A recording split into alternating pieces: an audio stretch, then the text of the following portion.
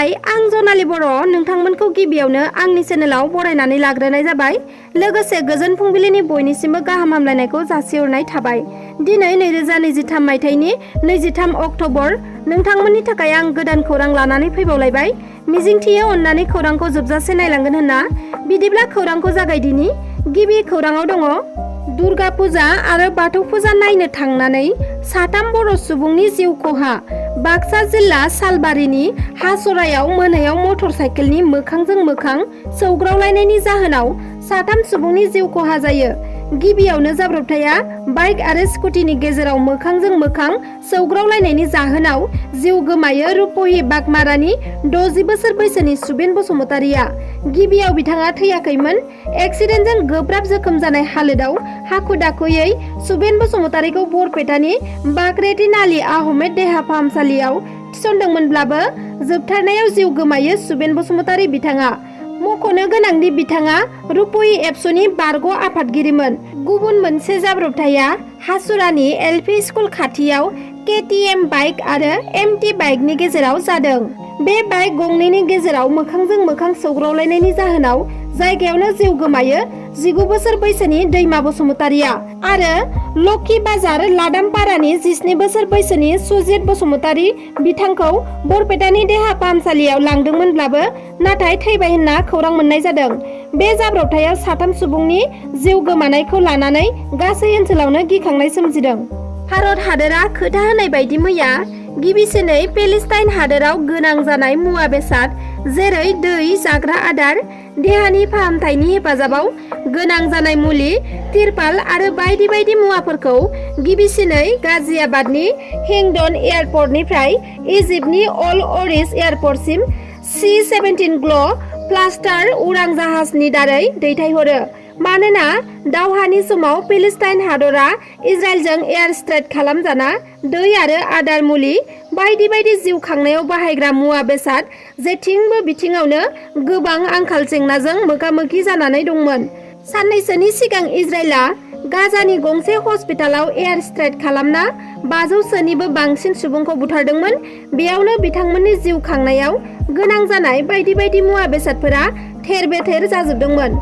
बेबादि दुखुनांथाव थासारिखौ नोजोर होनानै भारतनि गिबि मन्त्रि नरेन्द्र मदिया रैखाथिनि थाखाय गोनां जानाय मुवा बेसादफोर हरनो होनना फोसावदोंमोन आरो खोथा होनाय बायदिनो सेथि खोन्दोआव मैया इजिप्ट हादराव सौहैयो आरो इजिप्ट हादरनि दारै पेलेस्टाइन हादराव बेफोर मुवा बेसादफोरखौ दैथायहरनाय जाबाय।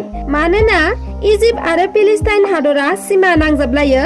मैया सेथि खोन्दोआव गासै 6.5 टन सावस्रियारि सिबिथाय मुवा बेसादफोर आरो 32 टन बायदि बायदि जाग्रा आदार, दै, तम्बु, तिरपाल बायदि बायदिफोरखौ C-17 ग्ल' प्लास्टार उरां जाहाजनि गेजेरजों दैथायहरबाय।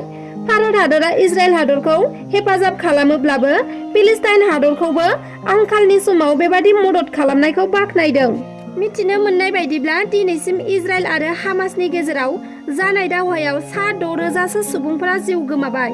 बाक्सा जिल्ला सालबारि महकुमानि बेन्दोङाव थानाय गेजेर बिजनि दख'रा दुलाराय बर' फरायसा आफादनि गाहाय नब्लाङाव देग्लायनि मेट्रिक आनजाद आरो HS आनजादाव उथ्रिसारनाय फरायसाफोरखौ बरायनाय आरो मान बावनाय हाबाफारि खुंफुंदों।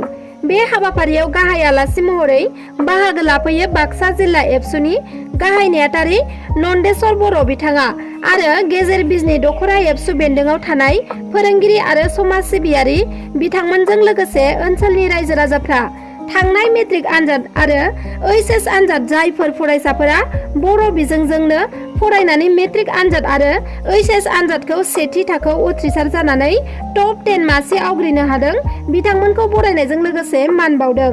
बिथांमोना मोजां रिजाल्ट खालामनायनि थाखाय गोजोननाय बावहरदों एबसुनि गाहाय नेहाथारि नन्देस्वर बर' बिथाङा। थांनाय समफोरनि मेट्रिक आनजादाव अल आसामावनो बर' बिजोंजों फरायनानै फरायसाफोरा स्टेन्ड मारिनो हायाखैमोन। दा बेनिखायनो फैगोन बोसोरनि 2024 मायथाइयाव जानो गोनां मेट्रिक केन्डिडेट फरायसाफोरखौ मिरु एबसुआ लोगो हमना सावरायनाय आरो फोरोंगिरिफोरजों लोगोसे बिमा बिफामोनजोंबो जेरैखि जाया बर' बिजोंजों फरायनानै स्टेन्ड मारिनो हानाय फरायसाखौ दिहुननो थाखाय साननैसोनि उनावनो सावरायलायनाय एबा नायगिदिंनाय हाबाफारिखौ जागायसिगोन होनना बिथांमोना फोरमायथिदों। आरो खोनानो मोन्दों मेट्रिक आनजादा बे बोसोरावनो जोबथा होनना, बिनि थाखायनो जोबथा मेट्रिक आनजादाव बर' बिजोंजों फरायनानै स्टेन्ड लाखिनानै बर'नि गेजेराव मोनसे जारिमिन सोरजिनो थाखाय बाक्सा जिल्ला दुलाराय बर' फरायसा आफादा नांथाबदों। बे लास्ट मेट्रिक आनजादाव फरायसाफोरखौ स्टेन्ड मारिनायाव जाहाथे बिमा बिफा, गारजेन लोगोसे फरायसा आफाद, फोरोंगिरि गौथुम बयबो खौसे नाजानो थाखाय सावरायलायनानै हिस्ट्रि खालामनो थाखाय नाजागासिनो दं होनना बाक्सा जिल्ला दख'रा दुलाराय बर' फरायसा आफादनि नेहाथारि नन्देस्वर बर' बिथाङा फोरमायथिदों।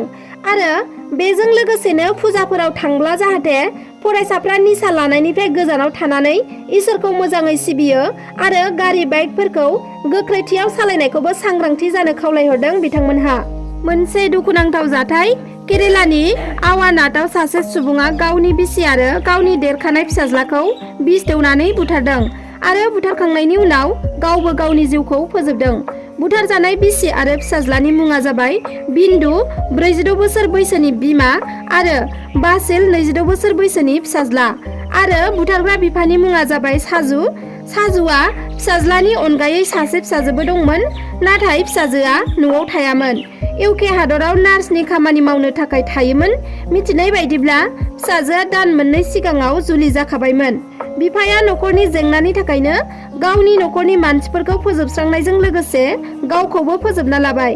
जौ लोंना फैना साजुआ न'खराव दावराव खालामबाय थायोमोन होनना मिथिना मोन्दों। जाथाय जाखालि फिसाजोआ बिमानियाव फन खालामनायाव बिमाया रिसिभ खालामियाव खाथिनि सुबुंखौ फन हरनानै न'आव थांनो होनायावसो बे बुथारनाय जाथाया सोराङाव फैदों। दायो बे जाथायनि सायाव पुलिस बिफाना नायबिजिरनाया सोलिगासिनो दं। भारत हादरा आरोबाव जारिमिन सोरजिनो हाबावबाय। भारत हादरनि अख्रां नायबिजिरसंग्रा आफाद इसर'आ थांनाय दान मोनसेनि सिगां चन्द्रयान-3खौ अखाफोरनि सा मिरुआव बाख्लायहोनो हानानै बुहुमनि मादावनो गिबिसिनै अखाफोरनि सा मिरुआव सौहैनो हानाय हादोर जानो हादोंमोन। बेजों लोगोसे साननैसोनि सिगांसो सुर्यानखौबो सानखौ नायबिजिरनो थाखाय सान फारसे इसर'आ दैथायहरना जाफुंसार जानो हादोंमोन। बेबादिनो दा भारत हादरा जारिमिन सोरजिनो हाबावबाय।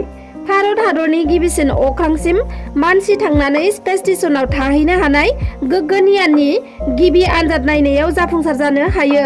सुनिबारखालि 8.45 रिंगायाव बे गगनयानखौ आनजाद नायनो थाखाय लाहार फाहार खालामनाय जादोंमोन, नाथाय माखासे टेकनिकेल इररनि थाखाय समखौ एसे फावसायनानै फुंनि 10 रिंगायाव आनजादखौ नायनाय जायो आरो आनजादाव जाफुंसार जानो हादों।